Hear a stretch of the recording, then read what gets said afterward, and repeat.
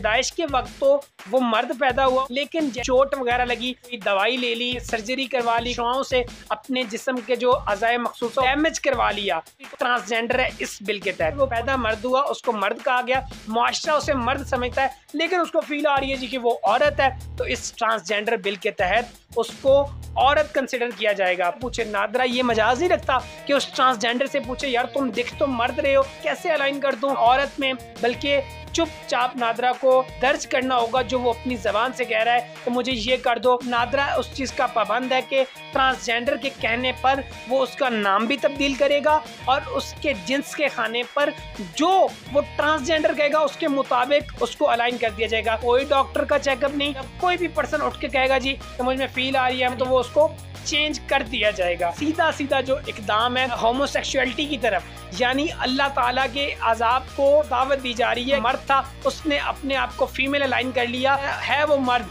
और शादी भी वो मर्द के साथ कर रहा है, यानी एक मर्द दूसरे मर्द के साथ शादी रचाने जा रहा है, तो ये होमोसेक्सुअलिटी है, ये अल्लाह ताला के साथ जंग है। पर यकीन करें यूरोप में भी इस तरह के कानून नहीं है। यूरोप में भी 2-2 साल मेडिकल चेकअप्स होते हैं, उसके बाद जाके ऐलान किया जाता है ये मर्द है या औरत है। जहाँ पर एक फीमेल वॉशरूम है, जहाँ पर इस मुआशरे की बेटी, इस मुआशरे की माँ, इस मुआशरे की बहन होती है, वहाँ पर एक ऐसा पर्सन है जो हो तो मेल लेकिन उसने अपनी अलाइनमेंट फीमेल करवा ली हो, तो क्या हम बर्दाश्त करेंगे कि उस वॉशरूम में वो शख्स घुसे? बिस्मिल्लाहिर्रहमानिर्रहीम, अस्सलाम वालेकुम। बंदा नाचीज़ को अरसलान महमूद कहते हैं। नाज़रीन, इस वक्त वतन अजीज़ पाकिस्तान में एक अहम फितना सर उठा रहा है जिसको ट्रांसजेंडर बिल का नाम दिया गया है।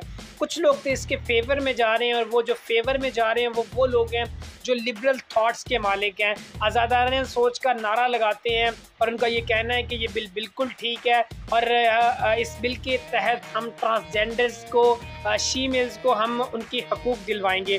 जबकि जो मजहबी लोग हैं, मजहबी जमातें हैं, उनका ये कहना है कि इस बिल की आड़ में हमारी जो मजहबी रेड लाइन्स है उसको टच किया जा रहा है, उसको छेड़ा जा रहा है। जो हसास मामले होते हैं, जो आइन है हमारा बिल्कुल हसास है शरीयत के हवाले से, उसको छेड़ा जा रहा है, उसको टच किया जा रहा है। तो हमने ये सोचा कि किसकी फेवर में बात करें या किसके अगेंस्ट जाएं, उसके लिए बिल को पढ़ना जो है वो ज़रूरी है। तो आइए चलते हैं उसी बिल की तरफ जिस पे बड़ा क्रिटिसाइज़ किया जा रहा है, जिसे बड़ा तनकीद का निशाना बनाया जा रहा है, तो उसको देखते हैं उसमें ऐसा है क्या। तो आइए बिल की तरफ चलते हैं। नाज़रीन, 11 सिफ़ात पर यह बिल मुश्तमिल है जो इस वक्त मेरे हाथ में है, और इसमें 21 शिक्के रखी गई हैं जिन पर अमल करना ज़रूरी होगा इस बिल के पास होने के बाद। और उन 21 शिक्कों को आगे जो है वो 7 चैप्टर्स में डिवाइड किया गया, यानी 11 सफ़े हैं, 21 शिक्के हैं, और जिनको 7 चैप्टर्स में डिवाइड किया गया है। पहली अगर शिक की बात करें तो उसमें ये कहा जा रहा है जी कि ये बिल बेक वक्त पूरे पाकिस्तान में लागू होगा, इस पर अमल ज़रूरी होगा। दूसरी शिक स्टार्ट में तो उसमें सिर्फ इस चीज़ की डेफिनेशन बयान की जाती है कि नादरा क्या है और हेरासमेंट क्या है, SCN क्या होता है, इसकी मतलब तारीफ़ी वगैरह, ड्राइविंग लाइसेंस क्या है, जेंडर आइडेंटिटी क्या होती है, मतलब जो बुनियादी बातें इस बिल के हवाले से पता होनी चाहिए वो उसकी डेफिनेशन करके बता रहे हैं। लेकिन इसी शिक को जिस तरह से डेफिनेशंस है ना, रहता जेंडर आइडेंटिटी है, हिरासमेंट वगैरह वगैरह वगैरह, तो इसी तरीके से इसके सेक्शन N में जाकर जेंडर होता क्या है उस बारे में बताया गया है, जो बजाते खुद यानी जेंडर क्या होता है इस बिल के तहत वही कंट्रोवर्सी का शिकार है, और उसी पे क्रिटिसाइज़ हो रहा है और उसी पे तनकीद हो रही है कि जो इस बिल में ट्रांसजेंडर जिसको कहा जा रहा है वो नहीं है। तो हम इस पर बात करते हैं। मैं ये चाह रहा हूँ कि आपको एक पूरा बिल बता दूँ, वो चीज़ें जिस पर तनकीद भी हो रही हैं उस पर फिर हम बाद में बात करते हैं डिटेल के साथ। पहले तो मैं आपको बताता चलूँ कि एक तो इस बात पे, यानी जो इसमें जेंडर की डेफिनेशन की गई है, मैं आगे आपको बताऊंगा, उस पर क्रिटिसाइज़ हो रहा है। और इस पे चैप्टर नंबर 2 जहाँ से स्टार्ट हो रहा है, शिक नंबर 3, उसमें है क्या कि recognisation of identity of transgender, transgender की शनाख्त का तरीक़ाकार क्या है, इस पर भी तनकीद हो रही है, इस पर भी सवालात हैं, इस पर भी क्रिटिसाइज़ है कि ये तरीक़ाकार बताया गया है ये हमारी मजहबी रेड लाइन को टच करता है। तो आइए चलते हैं उस पॉइंट की तरफ जिस पे किसी को एतराज़ नहीं है, जिसके हवाले से सब मानते हैं कि हाँ इतनी बात हम मान रहे हैं, इतने हकूक़ जो हैं वो ट्रांसजेंडर्स को मिलने चाहिए। वो क्या है जी? उसमें सबसे पहला जो शिक नंबर 4 में आ रहा है वो है प्रोहिबिशन ऑफ सर्टेन एक्ट, यानी कुछ एक्ट की ममानत होगी जिसमें तालीमी सतह पर, तिजारती सतह पर, सेहत के हिफाजती मराकज़ में, रोज़मर्रा की ज़रूरियात में और सर्विसेज में, सफ़र वगैरह में, जगह की खरीदो फरोख्त में और एक जगह से दूसरी जगह नकल मकानी में, सरकारी या अवामी दफातर में या नौकरी और मुलाजमत की जगह पर ट्रांसजेंडर्स के साथ नाजायज़ सलूक नहीं किया जाएगा, उन्हें किसी तौर भी नहीं छेड़ा जाएगा। बहुत अच्छी बात है। शिक नंबर 5 में भी यही कहा जा रहा है कि उन्हें हिरासा बिल्कुल भी नहीं किया जाएगा। आगे चैप्टर नंबर 4 शुरू होता है शिक नंबर 5 में। इस बिल के तहत उसमें कहा जा रहा है जी कि ऑब्लिगेशन बाय गवर्नमेंट, हुकूमती कुछ जिम्मेदारियाँ होंगी ट्रांसजेंडर्स के हवाले से। इस बिल के तहत वो क्या होंगी? तिबी सहूलियात फराहम की जाएंगी, तालीम दी जाएगी, अलहदा जेलें बनाई जाएंगी, सरकारी मुलाजमतें बग़ैर मखसूस कोटा के, यानी ये नहीं होगा कि मखसूस कोटा कर दिया जाए 5%, 10%, बल्कि जैसे आम लोगों को सरकारी मुलाजमतें मिलती हैं ऐसे ट्रांसजेंडर्स को भी मिलेंगी। कारोबार के लिए आसान इक़सात पर ट्रांसजेंडर्स को कर्जे दिए जाएंगे। बहुत अच्छी बात है, हम सब इसकी फेवर में कि ऐसा होना चाहिए। चैप्टर नंबर 5 शिक नंबर 7 जहाँ से शुरू होती है उसमें आ जाता है जी विरासत में हक मिलना चाहिए। ऐसे मिलना चाहिए जैसे आम लोगों को मिलता है। ट्रांसजेंडर मेल को मेल के मुताबिक, जो ट्रांसजेंडर फीमेल होगा उसको फीमेल के मुताबिक विरासत में हक दिया जाए। जिसका जेंडर अलाइन नहीं होगा कि ये मेल है या फीमेल है, उसको दोनों की एवरेज के मुताबिक उसको विरासत में हक दिया जाएगा। शिक नंबर 8 कह रही है जी कि तालीम का हक जैसे आम लोगों को दिया जाता है, यानी जैसे सरकारी स्कूलों में किताबें फ्री दी जाती हैं, फ़ीस माफ़ की जाती है और जितनी भी तालीमी सहूलियात हैं सब ट्रांसजेंडर्स को भी दी जाएंगी। मुलाजमत का हक जैसे आम लोगों को होता है वैसे ट्रांसजेंडर्स को भी होगा। वोट का हक जैसे आम लोगों को होता है वैसे ट्रांसजेंडर्स को भी होगा। असम्बली में जाने का हक जैसे आम लोगों को होता है वैसे ट्रांसजेंडर्स को भी होगा। शिक नंबर 11 कह रही है जी अवामी दफातर में काम करने का हक जैसे आम लोगों को होगा वैसे ट्रांसजेंडर्स को भी होगा। 12 कह रही है जी कि सेहत का हक जैसे आम को वैसे ट्रांसजेंडर्स को। शिक नंबर 14 कह रही है जी कि अवामी मकामात तक रसाई जैसे आम लोगों को है वैसे इनको भी होगी। जगह की खरीदो फरोख्त का हक इनको भी है, वैसे ही होना चाहिए जैसे आम लोगों को है। बुनियादी इंसानी ज़रूरियात का हकूक़ है आम लोगों के जिस तरीके से होते हैं इनके भी होने चाहिए। और आगे शिक नंबर 17 में कहा गया है कि पेनल्टीज़ लगेगी, जुर्माना आयद होगा, सज़ा दी जाएगी जो इस एक्ट की खिलाफ वर्जी करेगा। वो क्या है? एक्ट की खिलाफ वर्जी करने पर 6 माह के लिए कैद और 50,000 तक जुर्माना होगा, या ये दोनों सज़ाएँ भी दी जा सकती हैं। चैप्टर नंबर 6 शिक नंबर 18 से इसके निफाज का तरीका है कि किस तरह से बिल असम्बली में जाएगा, पार्लियामेंट में जाएगा, ऑनवर्ड जैसे मतलब प्रोसेस होता है। चैप्टर नंबर 7 जहाँ से शुरू होता है शिक नंबर 19, 20 और 21 जो है उसमें ये कहा जा रहा है कि गवर्नमेंट जो है वो कानून पेश करने का हक रखती है, वो बिल को पेश करने का गवर्नमेंट की पावर क्या होती है, बिल मतलब वो सारा उसी का प्रोसेस है। आखिर में जो है वो वजूहात बताई गई हैं कि क्यों इस बिल की ज़रूरत पेश आई, कहाँ कहाँ ट्रांसजेंडर्स को मुश्किलात का सामना था, वो भी अल्लाह की मखलूक है, वो भी इंसान है। इस तरह की बातें करके एंड पे उसकी वजूहात बताई गई हैं और लास्ट पे बिल्कुल जो है वो उन मेंबर्स का बताया गया जो जिन मेंबर्स ने ये बिल पेश किया सेनेट में। उनमें सेनेटर रुबीना खालिद है पाकिस्तान पीपल्स पार्टी से, रुबीना इरफान साहब हैं पाकिस्तान मुस्लिम लीग काफ से, सेनेटर समीना साहब हैं जी PTI से, सेनेटर कलसूम परवीन साहब हैं पाकिस्तान मुस्लिम लीग नून से, और करीम अहमद साहब हैं सेनेटर हैं जो पाकिस्तान पीपल्स पार्टी के। यानी कि तमाम बड़ी पार्टीज़ जो पाकिस्तान की सियासत में अहम रोल अदा करती हैं, जो उनके जो नुमाइंदे इस वक्त सेनेट में मौजूद हैं, उन्होंने ये बिल असम्बली में पेश किया। यानी ये कोई नहीं कह सकता कि मैं इस बिल के ख़िलाफ़ हूँ, मेरी पार्टी इस बिल के ख़िलाफ़ है। मैं इन लिबरल जमातों की बात कर रहा हूँ, मजहबी जमातों ने इस तरह से जमात इस्लामी होगी और जो सेनेट में जमातें हैं उन्होंने इस पर आवाज़ ज़रूर उठाई है। अच्छा जी, अब चलते हैं उन पॉइंट्स की तरफ जिन पॉइंट्स में मैं आपको कह रहा था कि पॉइंट नंबर जो इसकी शिक नंबर 2 है उसका पॉइंट एन जिसमें ट्रांसजेंडर्स की डेफिनेशन की गई है। वो डेफिनेशन क्या है जिस पे क्रिटिसाइज है, जिस पे सवालिया निशान है, जिस पे ये कहा जा रहा है कि ये हमारी जो मजहबी वैल्यूज़ हैं, जो हमारी मजहबी रेड लाइंस हैं उसको टच किया जा रहा है। और जो तीसरी जो शिक है जिसमें बताया जा रहा है कि ट्रांसजेंडर की शनाख्त का तरीकाकार क्या है, तो आइए उसकी तरफ चलते हैं जल्दी से जी। सेक्शन नंबर N है जुज़ नंबर 2 का। इसमें कहा गया कि ट्रांसजेंडर कौन होता है। पॉइंट नंबर 1 यानी डेफिनेशन नंबर 1 जो इस बिल के तहत जो क्रिटिसाइज डेफिनेशन की गई है, उस बिल के तहत मैं आपको बता रहा हूँ कि ट्रांसजेंडर होता कौन है। इस बिल के तहत इंटरसेक्स खुंसा with mixture of male and female genital feature और कंजाइटल एम्बिगिटीज यानी पैदाइश के वक्त जो चीज़ें सामने नज़र आएंगी, यानी नर और मादा का अगर मिक्सचर नज़र आ रहा है, मतलब पता चल रहा है कि ना ये मेल में लाइन हो रहा है ना फीमेल में लाइन हो रहा है, ये दोनों का मिक्सचर है और अल्लाह ताला की कोई तीसरी मखलूक है, तो इसको हम कह देंगे कि ये एक ट्रांसजेंडर है जो सामने नज़र आ रहा है। दूसरी बात इसमें की जा रही है unassigned male at birth but genital exchange और कास्ट्रेशन।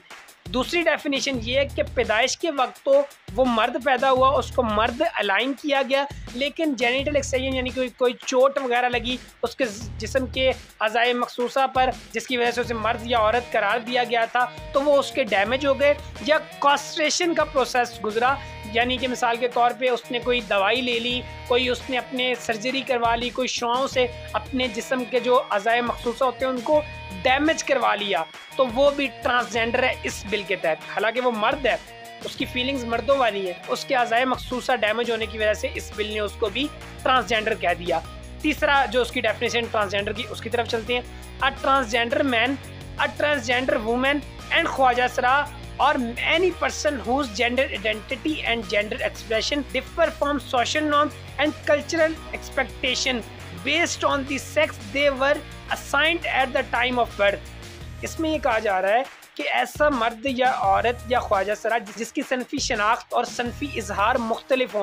मिसाल के तौर पे वो पैदा मर्द हुआ, उसको मर्द कहा गया, मुआशरा उसे मर्द समझता है, लेकिन उसको फील आ रही है जी कि वो औरत है, तो इस ट्रांसजेंडर बिल के तहत उसको औरत कंसिडर किया जाएगा।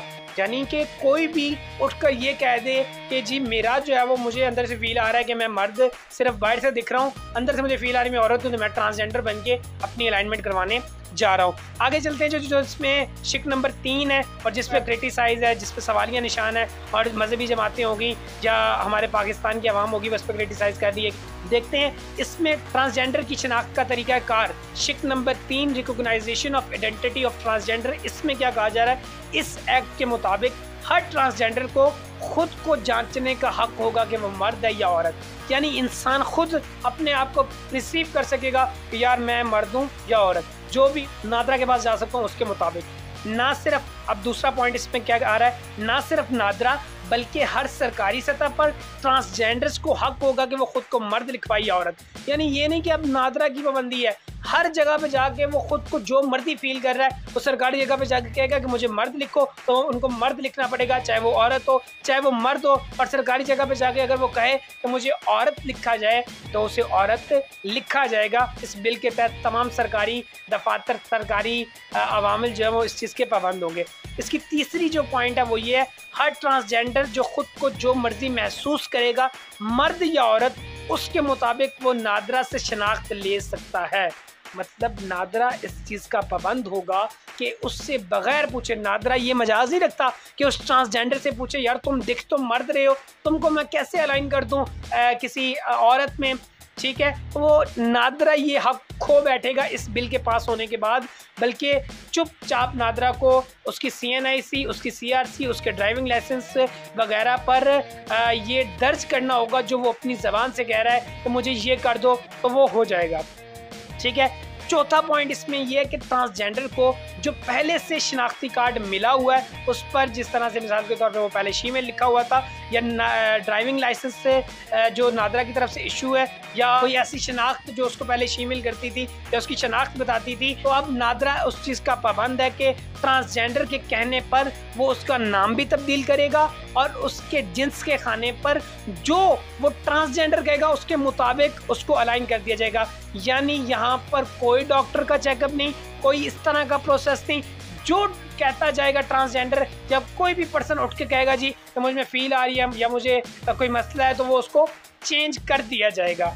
तो ये यकीन करें इस बिल के तनाजुर में, इन 2 पॉइंट्स में यकीन करें, ये बहुत बड़ा कोई मैं समझता हूँ मुआशरे में बिगाड़ पैदा होने चाह रहा है। यार आप यकीन करें हमारे मुआशरे में शादी से पहले अभी भी दही इलाकों में, देहातों में लड़का लड़की एक दूसरे से मिलते तक नहीं है, जो फैमिलीज डिसाइड कर ले वो हो जाता है, और एक शनाख्ती कार्ड होता है जो उसको अलाइन कर रहा होता है कि ये मर्द है या औरत है। हमारे मुआशरे में मौलवी तक औरत के पास बैठ के ये नहीं पूछता कि आपको निकाह कबूल है कि नहीं, बल्कि औरत की तरफ से जो गवाहान होते हैं, उसका बाप, उसका सरपरस्त या कोई भी, वो जाता है और जाके अपनी बेटी से पूछ रहा होता है आपको निकाह कबूल है कि नहीं कबूल। अब मुझे बताएं, मौलवी के पास तो एक शनाख्त थी, उसका शनाख्ती कार्ड, जिसकी बिना पर उसने निकाह कर दिया। तो अब ये सीधा सीधा जो इकदाम है वो जा रहा है होमोसेक्सुअलिटी की तरफ, यानी अल्लाह ताला के अजाब को सीधा सीधा दावत दी जा रही है कि एक मेल, क्योंकि जाहिर सी बात है, मिसाल के तौर पे जो मर्द था उसने अपने आप को फीमेल अलाइन कर लिया और है वो मर्द, और शादी भी वो मर्द के साथ कर रहा है, यानी एक मर्द दूसरे मर्द के साथ शादी रचाने जा रहा है। तो ये होमोसेक्सुअलिटी है, ये अल्लाह ताला के साथ जंग है, ये अल्लाह ताला के अजाब को दावत देने का नाम है। यार आप यकीन करो, कुरान पाक में इस चीज़ का तस्करा है बाकायदा तौर पर कि कौम लूत जो इस तरह की ख्वाहिशात रखना शुरू हो गई, इस तरह के कवानीन बनाना शुरू हो गई, तो उस पर हज़रत लूत अलैहिस्सलाम के समझाने के बावजूद जब वो लोग ना समझे तो अल्लाह ताला ने उन पर पत्थरों की बारिश की। क्या होने जा रहा है, यकीन करें, हमारे मुआशरा जो एक खूबसूरत मुआशरा है जिसमें एक पूरा फैमिली सिस्टम है, उसको बड़ी प्लानिंग के साथ तमाम सियासी जमातें जो अपने आप को वोट के वक्त तो आवाम की हमदर्द बताती हैं, लेकिन यूरोप के कहने पर यकीन करें, यूरोप में भी इस तरह के कानून नहीं है। यूरोप में भी 2-2 साल मेडिकल चेकअप्स होते हैं, उसके बाद जाके ऐलान किया जाता है ये मर्द है या औरत है। यार आप यकीन करो, हमारे मुआशरे में जहाँ पर एक फ़ीमेल वॉशरूम है, जहाँ पर इस मुआशरे की बेटी, इस मुआशरे की माँ, इस मुआशरे की बहन होती है, मुझे बताएं वहाँ पर एक ऐसा पर्सन जो हो तो मेल, लेकिन उसने अपनी अलाइनमेंट फीमेल करवा ली हो, तो क्या हम बर्दाश्त करेंगे कि उस वॉशरूम में वो शख्स घुसे जो मर्द है लेकिन उसने अपनी शनाख्त जो है वो औरत नहीं करवा ली है? बिल्कुल भी नहीं। इस मुआशरे में बिगाड़ पैदा किया जा रहा है। इस वक्त मजहबी जमातें बात तो कर रही हैं इसके खिलाफ कि जी हम ये कर देंगे, हम वो कर देंगे, और अच्छी बात होनी भी चाहिए क्योंकि इस्लामी मुआशरा है, लेकिन उस मुआशरे में, इनके सेनेट में, इनके असम्बली में इस तरह के बिल के पास होने का जवाब बनता ही क्या? यूरोप के कहने पर, यूरोप जो खुद नहीं फॉलो करता वो भी इनसे 2 कदम आगे बढ़ के फॉलो करवाता है। पीटीआई की सेनेटर है श्री मजारी, तो वो तो इस पे अप्रिसिएशन ले रही है कि हमें पूरी दुनिया से अप्रिसिएशन मिल रहा है कि आपने ये बिल पास करवाया है। तो मुझे बताएं ये क्या होने जा रहा है इस मुल्क में? अल्लाह ताला पाकिस्तान पर रहम करे। इस तरह के मामलात से हम तकरीबन अपने आप को इस काबिल कर रहे हैं कि अल्लाह ताला का अजाब, यार हम कहते हैं सैलाब आ रहा है, पूरी दुनिया से सबसे ज़्यादा तबाही जो है वो पाकिस्तान में होती है। सारे जो क्लाइमेट इफेक्ट्स हैं वो सारे लागू होते हैं, लेकिन क्या मुझे बताएं इस तरह के बिल के बाद अल्लाह का अजाब आए कि ना आए? जब हम कलमा तो अल्लाह का पढ़ते हैं, शरीयत तो अल्लाह की पसंद करते हैं और उसके महबूब की पसंद करते हैं, लेकिन हर वो काम हम कर रहे हैं अपनी असम्बलियों में जो अल्लाह और उसके रसूल की खिलाफ वर्जी है। अल्लाह ताला पाकिस्तान पर रहम फरमाए। इसी के साथ अपने मेज़बान अरसलान महमूद को इजाज़त दीजिए। अल्लाह हाफ़िज़।